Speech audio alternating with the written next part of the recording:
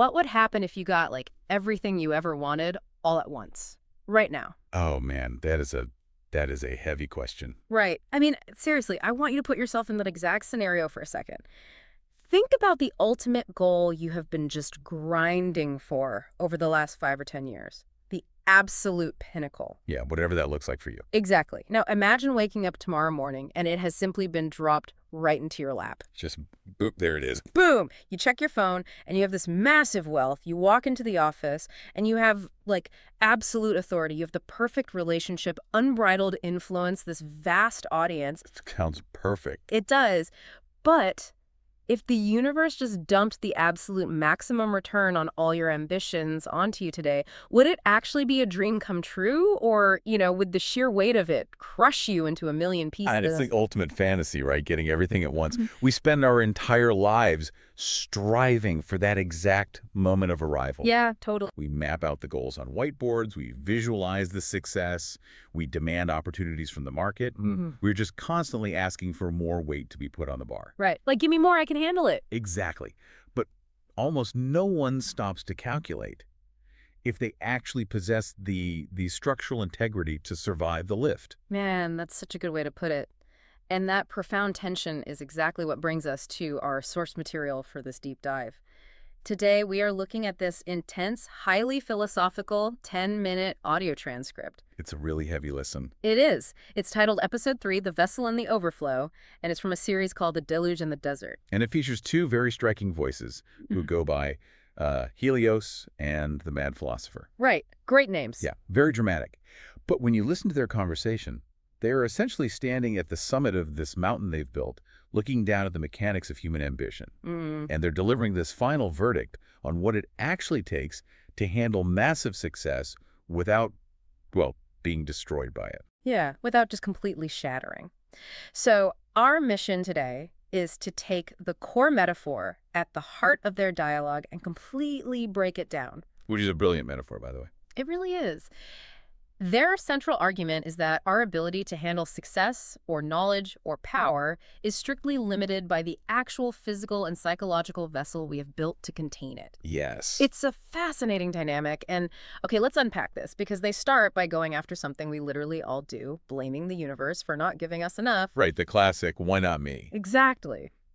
Helios argues that as humans, we fundamentally misunderstand the math behind our own lack of abundance. Yeah, Helios entirely flips the standard narrative here. Yeah. I mean, most of us operate on the default assumption that we're facing a supply problem. We look around and think, the economy isn't yielding enough returns, or our boss isn't giving us enough opportunities, or the universe is just stingy. We're always pointing the finger outward. Always. But Helios introduces a very sharp opening metaphor. He says that a waterfall is entirely useless to you if all you bring to it is a sewing thimble. A sewing thimble. Think about that image. It's almost comical. It is. You can stand right at the base of Niagara Falls, right? Millions of gallons of water are violently crashing down every single second. The abundance is overwhelming. It's practically infinite. Right. It is infinitely more than you could ever consume. Yeah. But if your capacity to catch that water is limited to a tiny metal thimble, then a thimbleful is all you get. That's it. The rest of that massive supply just washes over you, or, let's be real, more likely, the sheer force of it knocks you completely off your feet and drowns you. And the Mad Philosopher builds on this exact dynamic. He points out that people are constantly out in the desert praying for a flood, but they have built a foundation entirely out of sand. Oh, wow, yeah. He says they are obsessed with acquiring the more, but they have completely ignored the essential, unglamorous work of building the me. Building the me. I love that phrasing. Right. They want the massive external reward without developing a single piece of the internal architecture required to sustain it. It makes me think of dropping a 1,000-horsepower Formula One racing engine into a cheap plastic golf cart. Oh, that's a perfect analogy. Like, you can give that golf cart the ultimate supply of power, but the chassis isn't engineered for it. The suspension can't handle it. No, it would be a disaster. The moment you floor the gas pedal, the golf cart doesn't suddenly go 200 miles an hour. Yeah. The sheer torque of the F1 engine violently rips the rear axle off the frame, the bolts shear off, and the entire vehicle it vibrates itself into a million pieces. It literally tears itself apart. Exactly. The power is the very thing that destroys it. Which brings us to a quote from the text that I think anchors this entire concept. He says, "You don't get what you want, you get what you can hold." I completely agree. And what's fascinating here is how aggressively Helios forces you to redirect your attention. Right. To survive that Formula One engine, you have to stop staring at the engine and start welding a stronger chassis. Yeah, put the work in. Because we shatter under the weight of sudden wealth or sudden fame because our default human state is unengineered. We're fragile by nature until we intentionally forge resilience. That's a hard truth to swallow. It is. This source forces the listener to stop looking outward at the supply, to stop blaming external conditions, and instead forces a painful, deeply uncomfortable look inward at their own capacity. Right, because when a massive influx of kinetic energy hits an unengineered system, the physics are absolute. Just science. The system does not gracefully expand, it fractures. Boom. So if the actual problem isn't the supply of water, but our capacity to hold it, we have to figure out what our vessel is actually constructed of. All right, what are we made of? Like, why do some people hold millions of dollars effortlessly while others win the lottery and go bankrupt in 3 years? Well, Helios draws on his background here, it's an interesting mix. He talks about producing albums, but also dealing with massive plumbing and infrastructure systems. Which is such a weird but cool combination. Yeah, and infrastructure is the perfect lens for this. In industrial plumbing, you simply cannot push high-pressure water through a weak, untreated pipe. It'll just blow. It will immediately find the weak point and burst. So Helios maps this directly onto human psychology. He defines your character as the pipe itself. Okay, the pipe. Right, the actual material containing the pressure of everyday life. And he defines your discipline as the reservoir, Got it. the systemic volume that manages and stores your resources over time. So if you haven't engineered that pipe and dug that reservoir, the exact abundance you've been begging for becomes your disaster. Exactly. And the mad philosopher gives a very specific name to these structural weaknesses. He calls them leaks in the soul. That is such a vivid phrase. Leaks in the soul. He argues that the foolish and the thirsty think the problem is the lack of rain, but the real problem is that their soul is full of holes. Yeah. He explicitly lists 3 leaks. He says procrastination, lack of integrity, and fear. Those are the 3. And the mandate is to build a vessel of iron. So when the deluge finally comes, you gather power instead of just getting wet. Well, let's look at the mechanics of those leaks. Yeah. Because they aren't just abstract moral failings. Yeah. They are physical points of failure under pressure. Like procrastination means you cannot manage time or prioritize action. Right. That is a massive leak of efficiency. If you are handed a massive project, the pressure of deadlines will blow right through that leak. That makes total sense. And lack of integrity means you cannot be trusted. In business, trust is the primary load-bearing pillar. Absolutely. If you run a small local shop, cutting a corner might be a tiny hairline fracture. But if you try to scale that lack of integrity to a $100 million company, Oh, man. the pressure of that scale finds the lie, the fracture expands, and the entire enterprise collapses. Okay, I buy the integrity argument, but here's where it gets really interesting for me, because I actually want to push back on the mad philosopher's next point. Oh, okay, let's hear it. So procrastination is a behavioral failure, right? Right, and lacking integrity is an ethical failure. But he categorizes fear right alongside them. He calls fear a massive hole in the bottom of your cup. He does. But wait a minute, isn't fear a biological imperative? Like, if someone hands me the keys to a massive corporation tomorrow or gives me a microphone that reaches 10 million people, I should absolutely be terrified. You'd be crazy not to be. Right. If I'm not, I'm reckless. Fear is the governor on the engine that keeps you from gambling the company payroll in Vegas. Sure. So how can they classify the very mechanism that keeps us safe as a structural leak? Okay, it is a vital distinction to make, but we have to separate fear from respect. Okay. What you are describing is a healthy respect for the weight of the water. Respecting the water means you calculate the risk, you analyze the flow, and you build a thicker pipe to handle it. So caution, basically. Exactly. Caution leads to preparation. Fear, however, in the context of this conversation, is emotional hesitation. Fear means you do not trust the pipe you yourself have built. Ah. Wow. Okay, so caution reinforces the metal, but fear is a vibration in the metal itself. Precisely. Think about a pipe under immense hydraulic pressure. If that pipe flexes, if it warps, if it hesitates under the load, Yeah. that friction creates heat and weakness.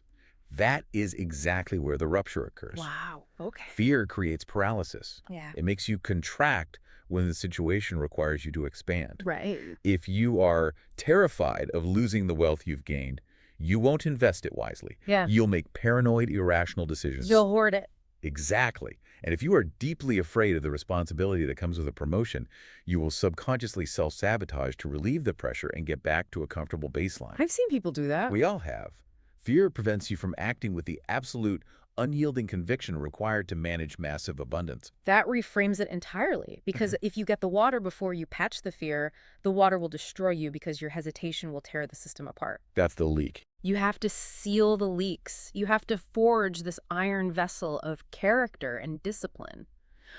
But, and this really threw me when reading the transcript, building the perfect leak-proof iron vessel isn't actually the end of the story. Not at all. In fact, Helios and the Mad Philosopher warn that successfully catching the water introduces a brand new, incredibly lethal danger, which is stagnation. Yeah, and this is where the source elevates from a simple self-help metaphor to a really complex philosophical argument. You've done the grueling work. You've patched the procrastination. You've solidified your integrity. You've conquered your fear. You're right. You've stood in the waterfall and you've caught the abundance. Now what? Helios points out the ultimate human trap. Hoarding. Right. People catch the water and then they seal the tank. They sit on their wealth or their power or their knowledge. But scientifically, what happens to water that just doesn't move? It dies. It loses its oxygen, it breeds bacteria, and basically turns into poison. Exactly. Stagnant water is toxic. And the Mad Philosopher introduces this concept of the overflow. He argues that a vessel was never meant to be a permanent prison for the water. It is meant to be a channel. A channel, right. The only way to keep the water fresh. The only way to survive the massive abundance you've captured without it rotting you from the inside out is to let it flow out to others. So you have to release it. Yes. He specifically mentions letting the overflow direct toward your community, your family, and your workers. When you strip away all the plumbing metaphors, so what does this all mean for someone just trying to navigate their career? Good question. It maps perfectly onto the concept of hoarding knowledge.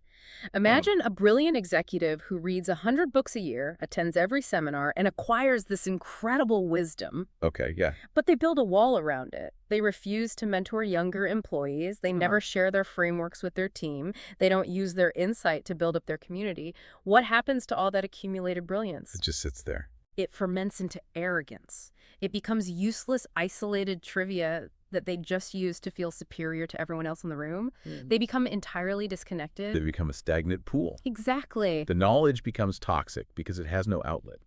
And if we connect this to the bigger picture, Helios and the Mad Philosopher are mapping out a profound paradox. Let's hear it. The ultimate secret to containing massive abundance is the realization that you aren't supposed to contain it at all. Oh, wow. You're supposed to process it.